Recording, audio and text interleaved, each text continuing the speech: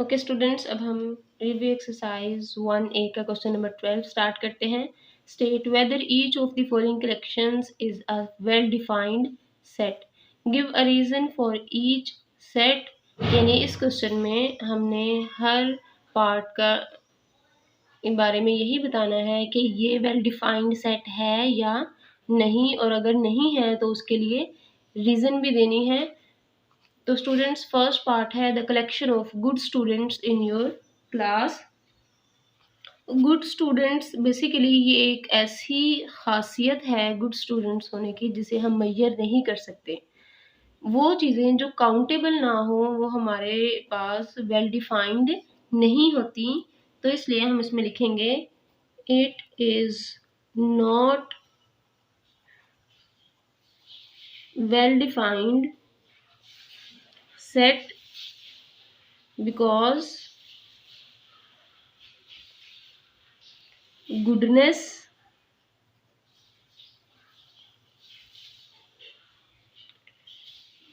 cannot be measured or judged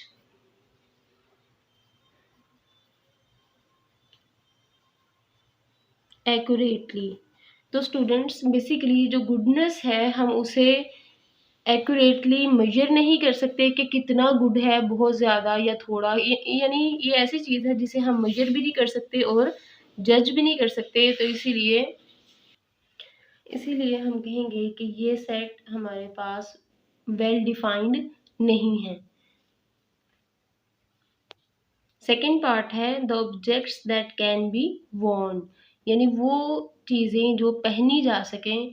तो students यहाँ पर भी हमारे पास जो एलिमेंट्स ऑफ सेट हैं वो प्रॉपरली डिस्क्राइब नहीं किए गए, मतलब आंसर क्लियर नहीं है। इसमें जो भी बात की गई है उसमें डाउट ही है कि कौन सी चीज़ें हम पहन सकते हैं, कौन सी वॉन कर सकते हैं, लेकिन इसमें हमारे पास कंप्लीट डिस्क्रिप्शन नहीं है, एक क्लियर आंसर नहीं है। तो इसलिए हम कहेंगे कि ये हमारे पास वेल डिफाइंड नहीं है।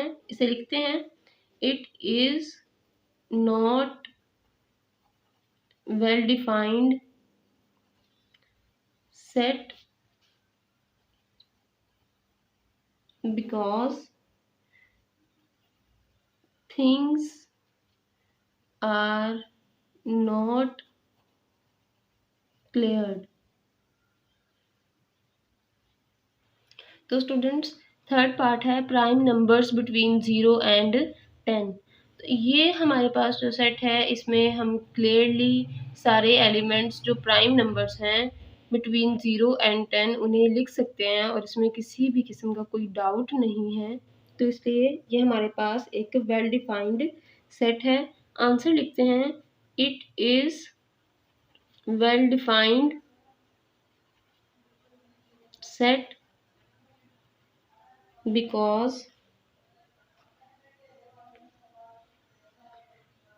we can write it easily। It means कि हम 0 और 10 के दरमियान जितने भी प्राइम नंबर्स हैं उन्हें बहुत इजीली लिख सकते हैं, उनमें कोई डाउट नहीं है और हम उन्हें मेजर भी कर सकते हैं। तो इसलिए ये हमारे पास एक वेल डिफाइंड सेट है। फोर्थ पार्ट है the students in your class have one brother. तो स्टूडेंट्स हमारे पास ये जो सेट है कि एक क्लास में वो स्टूडेंट्स जिनके पास सिर्फ वन ब्रदर है, मतलब जिनका सिर्फ एक भाई है। तो यहाँ पर बात बहुत क्लियर है, इसलिए हम कहेंगे it is well defined set because it is very clear. Students, अब हम रिव्यू एक्सरसाइज 1A का क्वेश्चन नंबर 13 स्टार्ट करते हैं। क्वेश्चन है which of the following are set, यानी इनमें से कौन से सेट हैं। जस्टिफाई योर आंसर, अपने आंसर की हमने जस्टिफिकेशन देनी है। इट मीन्स उसकी डिटेल बतानी है कि ये सेट क्यों है। तो फर्स्ट पार्ट है collection of all the months in a year starting with the letter A. तो स्टूडेंट्स अगर हम सारे मंथ्स को चेक करें, उनमें से ख़ास हैं जो लेटर ए से स्टार्ट होते हैं, इट मीन्स कोई भी मंथ चेक करें तो वो रिपीट नहीं होता। इट मीन्स मंथ्स जो हैं वो डिस्टिंक्ट हैं और वेल डिफाइंड क्या हैं कि हमारे पास। तो स्टूडेंट्स अगर हम इस सेट को चेक करें तो हमारे पास कौन-कौन से मंथ्स होंगे, अप्रैल और अगस्त। ये दोनों मंथ्स हैं जो कैपिटल लेटर ए से स्टार्ट होते हैं, और दूसरी बात इनमें से कोई भी एलिमेंट रिपीट नहीं होता, तो इसलिए हम कहेंगे कि एलिमेंट्स आर डिस्टिंक्ट और वेल डिफाइंड। वेल डिफाइंड इसलिए कि यहाँ पर हमारे पास बिल्कुल क्लियर आंसर है, क्लियर इन्फॉर्मेशन है, कोई भी डाउट नहीं है, और हम इन एलिमेंट्स को काउंट भी कर सकते हैं और इन्हें एक्यूरेटली जज भी कर सकते हैं। तो इसलिए हम कहेंगे कि ये हमारे पास एक सेट है। इसको लिखते किस तरह से हैं, it is a set because its elements are distinct and well defined। तो स्टूडेंट्स ये हमारे पास एक सेट था, क्योंकि इसके एलिमेंट्स डिस्टिंक्ट हैं, मींस बिल्कुल डिफरेंट हैं एक दूसरे से और वेल डिफाइंड हैं। सेकंड पार्ट है the collection of good stories books. तो स्टूडेंट्स जिस तरह से हमने क्वेश्चन नंबर 12 में सीखा कि गुडनेस कोई भी ऐसी चीज़ नहीं है जिसे हम एक्यूरेटली मेजर कर सकें या जज कर सकें। इसका मतलब है कि हमारे पास जो गुडनेस है उसकी वजह से ये सेट वेल डिफाइंड नहीं है। इट मीन्स सेट जो है वो क्लियर नहीं है कि हमें नहीं पता कौन सी स्टोरी बुक्स ज़्यादा अच्छी हैं, कौन सी कम अच्छी हैं। तो गुडनेस जो है उसे हम काउंट या जज नहीं कर सकते, इसलिए ये हमारे पास सेट नहीं है। हम इसे लिखेंगे it is not a set because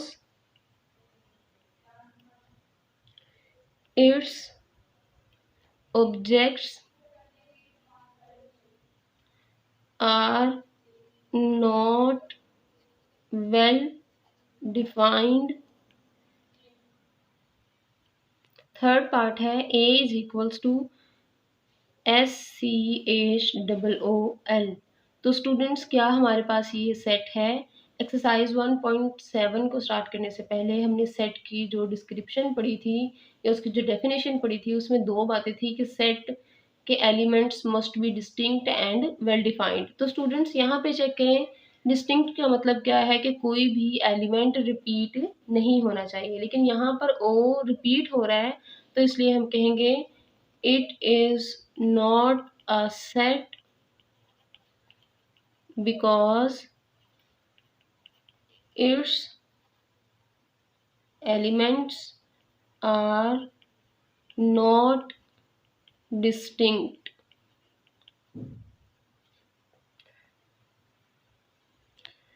fourth part है B is equals to BAG। तो स्टूडेंट्स यहाँ पे चेक करें, सारे एलिमेंट्स डिफरेंट हैं। It means elements are distinct and well defined. It means elements clear हैं, यहाँ पर कोई डाउट या यानी हम ये भी कह सकते हैं कि हम इन सबको एक्यूरेटली जज कर सकते हैं, यहाँ पर कोई डाउट नहीं है।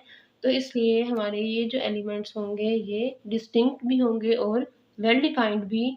तो सेट बी है हमारे पास, it is a set because its elements are distinct and well defined. Fifth part है C is equals to 1 2 3 4 and 5। तो स्टूडेंट सेट C में एलिमेंट्स डिस्टिंक्ट है, कोई भी एलिमेंट रिपीट नहीं हो रहा और एलिमेंट्स क्लियर हैं, तो हम कहेंगे कि C is a set because its elements are distinct and well defined. तो आइए इसे लिखते हैं, it is a set because its elements are distinct and well defined. Students question number 14 है write the following sets in other two forms. यानी हमारे पास एक form दी गई है, हमने इसकी अदर टू फॉर्म्स बनानी है। तो students form of the sets हमने एक्सरसाइज 1.7 में बहुत डिटेल में डिस्कस किया था। आप पहले जाकर वहाँ पर कंसेप्चुअल वीडियो देखें, उसके बाद इस क्वेश्चन को सॉल्व करें। तो फर्स्ट पार्ट है a is equals to 4, 8, 12, 16, 20, 24, 28 and 32। तो स्टूडेंट्स ये हमारे पास कौन सी फॉर्म है? ये बेसिकली हमारे पास टेबुलर फॉर्म है। अब हम इसी सेट को डिस्क्रिप्टिव फॉर्म और सेट बिल्डर फॉर्म में लिखेंगे। तो सबसे पहले हम इसको डिस्क्रिप्टिव फॉर्म में लिखेंगे। डिस्क्रिप्टिव फॉर्म में इसे लिखते हैं, ये हमारे पास सारे के सारे मल्टीपल्स ऑफ 4 हैं। मल्टीपल्स ऑफ 4 हैं और यहाँ पे चेक करें, ये हमारे पास 4 है, इट मीन्स 3 से ग्रेटर है। और यहाँ एंड पर 32 है, इट मीन्स 33 से स्मॉलर है। तो यहाँ पर हम लिखते हैं a is equals to set of multiples of 4 greater than 3 and smaller than 33। तो स्टूडेंट्स डिस्क्रिप्टिव फॉर्म कौन सी थी? जिसमें हम एक स्टेटमेंट में अपने सेट को शो करते हैं। तो इस तरह से हमने सेट ए को डिस्क्रिप्टिव फॉर्म में लिख लिया। अब नेक्स्ट हम ए को सेट बिल्डर फॉर्म में लिखेंगे। सेट बिल्डर फॉर्म में हम किस तरह से लिखेंगे? ये हमारे पास कौन से नंबर्स का सेट है? Set of natural numbers. तो यहाँ पर स्टार्ट करते हैं x such that x belongs to the set of natural number, x is multiple of 4, x हमारे पास मल्टीपल ऑफ 4 है and x is greater than 3 and smaller than 33। तो students ये सारे साइंस और ये सारा मेथड जो है लिखने का, ये एक्सरसाइज 1.7 में बहुत डिटेल में डिस्कस किया है। तो आप वहाँ से ये जाकर वीडियो ज़रूर देखिएगा ताकि आपको क्वेश्चन बहुत ज़्यादा क्लियर हो सकें। सेकेंड पार्ट है b is equals to x such that x belongs to the set of natural numbers and x is greater than equals to 10 and smaller than equals to 20। तो students यहाँ पर नीचे जो lines हैं ये equal to को show करती हैं। इट मीन्स सेट में 10 भी मौजूद है और 20 भी। तो अब हम इस सेट को सबसे पहले टेबुलर फॉर्म में लिखते हैं। ये हमारे पास सेट बिल्डर फॉर्म है। टेबुलर फॉर्म में सेट होगा 10 से स्टार्ट करें, 10, 11, 12, 13 सो ऑन 20। यानी 10 से लेकर ये सेट है हमारे पास 20 तक। अब हम इस सेट को डिस्क्रिप्टिव फॉर्म में लिखते हैं, b is equals to set of natural numbers. यहाँ n से हमें समझ आएगा कि ये हमारे पास सेट ऑफ नेचुरल नंबर्स है एंड ग्रेटर देन,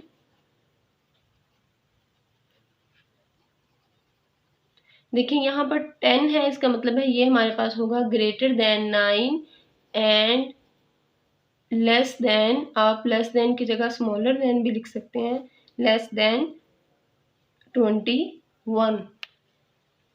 तो स्टूडेंट्स ये क्वेश्चन हमें सेट बिल्डर फॉर्म में दिया गया था, हमने इसे टेबुलर फॉर्म और डिस्क्रिप्टिव फॉर्म में शो करना है।